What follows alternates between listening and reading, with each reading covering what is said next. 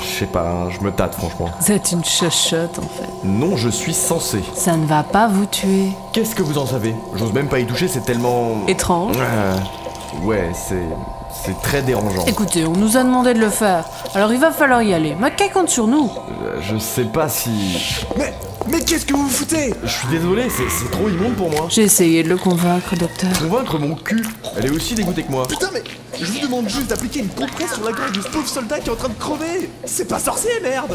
Oui, mais ça fait beaucoup de sang, là. Oui, c'est le principe de la gouttière jugulaire, nounouille. Plus vous attendrez, et plus ça va sortir. Ben ouais, mais... Vous ne voulez pas vous barrer là? Vous me ralentissez plus qu'autre chose. Bien, monsieur. Mais vous voulez qu'on fasse quoi en attendant? Tout sauf le médecin. Parce que si vous continuez à regarder mourir les gens, vous allez pas bien vivre. Oh, c'est bon. Vous avez qu'à planifier des tours de garde en cas de mauvaise surprise, ou partir à la chasse au mammouth, je sais pas moi. Ouais, ok, j'y vais. Les capitaines de ce vaisseau ont une fâcheuse tendance à gratter n'importe qui ici. C'est frustrant. Ouais bah c'est bon, hein, pas la peine de gueuler, sinon je me barre moi aussi, ok? Comment savoir si ce sont des alliés ou des ennemis? C'est là le problème, Solo, on sait pas. Bah on est toujours en vie, non?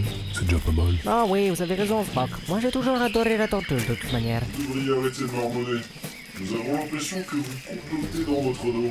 Nous étions en train d'émettre l'hypothèse qu'il se pourrait que vous nous torturiez. Pourquoi? Nous ne connaissons pas la signification de ce mot humain. Provoquer de la souffrance chez quelqu'un dans le but d'obtenir des informations. Ah, Isa, nous ne sommes pas adeptes de ce genre de pratique. Notre race ne peut pratiquer ce genre d'acte.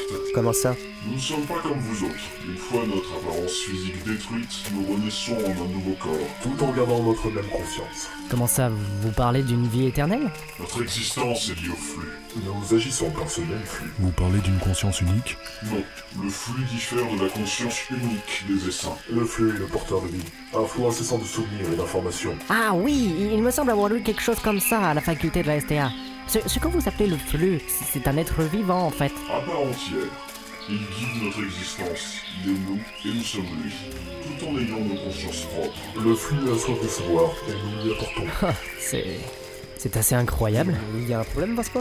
Je leur dis ou pas qu'ils sont tous morts dans 200 ans? Ce serait une blague de très mauvais goût. Et où est-ce que vous nous emmenez? Au siège de la planète Eldebara, Emilda. Pour négocier notre aide? Nous sommes le flux et il est nous. Seul lui sera à même de décider quel sort vous réserver. Ah ouais, juste ça. Ça me fait stresser des nouvelles pareilles. Ne bougez plus, nous serons bientôt à Emilda.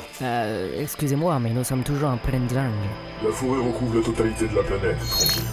Elle purifie les terres que nous avons foulées des années durant. Le flux a fait en sorte de restaurer la totalité d'Eldebara. Oh, les gars, vous devriez regarder au-dessus de vous. Incroyable. Impressionnant. Impensable. 1, 2, 3, 4. Bienvenue à Emilda, capitale d'Eldebara. Le cœur du savoir. Nom d'un chien. Dépêchez-vous, nous n'avons plus très peu de temps. Le recueil n'est pas loin. Le recueil. J'aime pas ce genre de connotation mortuaire. Moi non plus. Mais ce flux, il possède un corps physique? Vous pourrez voir si c'est ce que vous me demandez. Mais ce seront les 8 qui vous parleront. Eux seuls peuvent communiquer avec le flux en personne. Ils sont nos guides et maîtres sur cette planète. Entrez maintenant, les 8 vous attendent. Bon, allons-y. Je sais pas vous, mais moi je le sens pas. Nous n'avons pas trop le choix. Regardez plutôt au fond de la salle. 8 pupitres flottant dans les airs. Avec... Les 8 qui se trouvent juste derrière. Nous devrions les saluer, je pense. Ce serait une bonne idée, c'est vrai. Bonjour? Soyez le bienvenu sur Eldebara.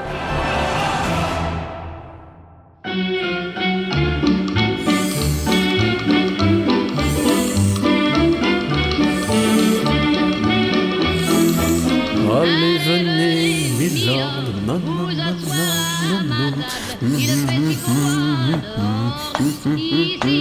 Je peux vous aider, Ici, oulala, vous m'avez surpris. Excusez-moi. Qu'est-ce que je peux faire pour vous? Je voulais voir si vous aviez besoin d'aide. Bah, vous pouvez me passer mes outils si vous voulez, hein. Vous pouvez me passer le soudeur? Tenez. Vous réparez quoi, là? À vrai dire, il s'agit d'un directeur auxiliaire. J'ai bidouillé un peu tous les composants. Ça devrait marcher maintenant. Faut juste que je ressoude la plaque de protection pour éviter que tout le monde mette les mains dedans. Vous êtes sûr que ça remarche? Non, on va tester. Dans ce cas, pourquoi vous soudez? Si ça se trouve, ça va pas marcher. Vous allez devoir rouvrir tout de suite après. On va voir ça tout de suite. Ah bah voilà, ça marche. Bravo. Bah, qu'est-ce qui se passe avec la radio? J'en sais rien, elle a l'air pourtant en bon état. C'est quoi ce bordel? J'en sais rien.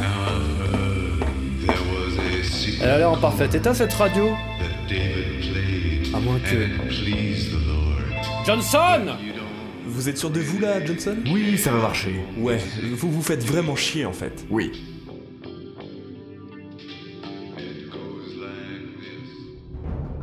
Soyez le bienvenu sur Aldebaran. Ben, salut. Qu'est-ce qui nous vaut l'honneur de votre venue? Bonjour, je suis le capitaine Corks, et voici les membres de mon équipage. Le lieutenant Smoke, le pilote sous l'eau, et le cadet Smirnov. Vaskov! Nous avons dérivé dans l'espace et le temps suite à l'absorption de notre vaisseau par un trou noir. Vous êtes... perdu. À travers l'espace et le temps. Ils ont dérivé à travers les époques et les dimensions. Votre venue n'est pas volontaire, mais une question se pose. Comment avez-vous pu vous faire aspirer par un trou noir? Un trou noir se repère de loin. Sa force d'absorption se ressent. Vous avez dû vous jeter volontairement dedans pour être aspiré. C'est là le problème. Le trou noir est apparu sur nous. C'est impossible.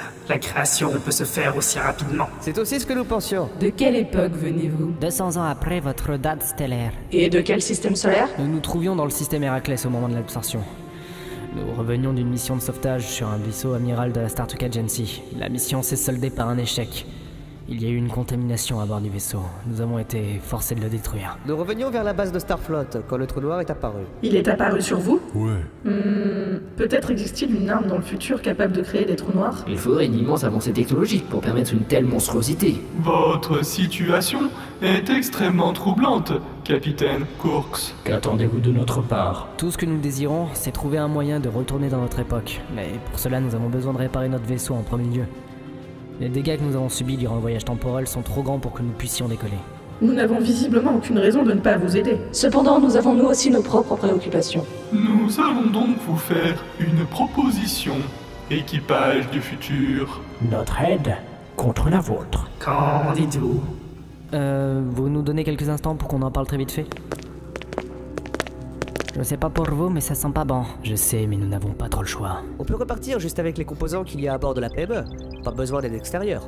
Il faut juste que nous déclenchions pas de conflit. Non, je suis en désaccord total. La PME a subi beaucoup trop de dégâts pour que l'on se suffise à nous-mêmes. Nous ne tiendrons pas plus de 2 semaines sans aide extérieure. Sauf que s'il y a un truc qui préoccupe tous les patrons de cette planète, ça doit pas être un mince problème, non? Oui, c'est là l'unique souci. Raison de plus pour ne pas nous emmêler. C'est une très mauvaise idée, capitaine. Nous avons énormément de blessés et de morts. Nous ne tiendrons pas longtemps sans un appui des gens de cette planète. Et si ça se trouve, la menace qui plane ici nous touchera indirectement. Puis nous n'avons pas le choix si nous voulons survivre. Le choix est fait.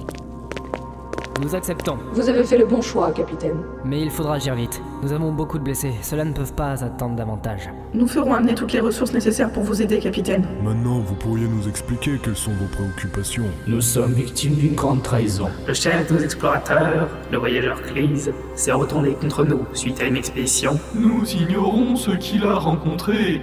Ce qui est sûr, c'est qu'il a tué tous les Émildiens qui étaient sous ses ordres. Et qu'est-ce que vous attendez de nous? Cleese a rompu son lien avec le flux lors de son dernier voyage. Nous ignorons comment il est arrivé, mais c'est très inquiétant. Nous voulons savoir ce qui lui est arrivé et pourquoi il a agi de la sorte. Et vous savez où nous devons aller? Hélas, nous n'avons pas encore repéré sa position. Mais il est à la surface de la planète. Cela ne fait aucun doute. Il semblerait qu'il ait ramené avec lui des autochtones de planètes environnantes. Nous avons repéré des moyens de transport qui ne proviennent pas de notre technologie. Nous trouverons d'ici peu où il se trouve exactement, lui et les êtres qu'il a ramenés. Pour l'heure, nous allons envoyer le nécessaire avec vous pour réparer votre vaisseau et soigner vos âmes. Je vous remercie, 8. Encore une chose, capitaine Courk. Ne vous avisez pas de nous défier. Nous sommes un peuple pacifique, mais nous saurons appliquer la justice en cas de non-respect de notre accord. Je n'envisage pas rompre notre marché, conseillère. 8. Cette séance est terminée. Préparons les secours. Je vais marcher avec vous, messieurs. D'accord. Nous devrions contacter la PME pour leur dire que nous revenons bientôt avec de l'aide. Sinon, c'est quoi votre nom? Je suis Opratia Lufa, membre des 8 et chancelière des Milda. Finalement, on n'aura pas vu le flux de nos propres yeux. Parfois, il ne faut pas voir avec les yeux. Mais ça veut dire quoi en français? Vous l'avez bel et bien vu, je vous rassure. Vous ne l'avez pas encore saisi, c'est tout. Bon, je dois contacter Johnson pour lui dire que nous reviendrons bientôt. Nous ne tarderons pas, capitaine.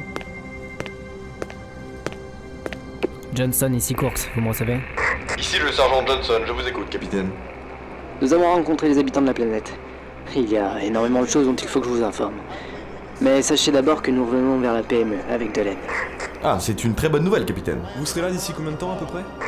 D'ici 1 heure, je pense, le temps de réunir tout ce dont nous avons besoin. Très bien. Nous avons par contre un marché avec les habitants de la planète. Nous devrons les aider à retrouver un déserteur. Apparemment. Ok, capitaine. Capitaine, je ne vous entends plus. Scooty, qu'est-ce que c'est que ce truc? Ouais, j'ai entendu. Bon, je lance un scan, 2 secondes. Oh putain. Il y a beaucoup de monde qui arrive, sergent. Comment ça? C'est le capitaine Court? Impossible. Ils sortaient à peine de leur entrevue avec les habitants de cette planète. Scooty, on a du détail sur ce qui approche?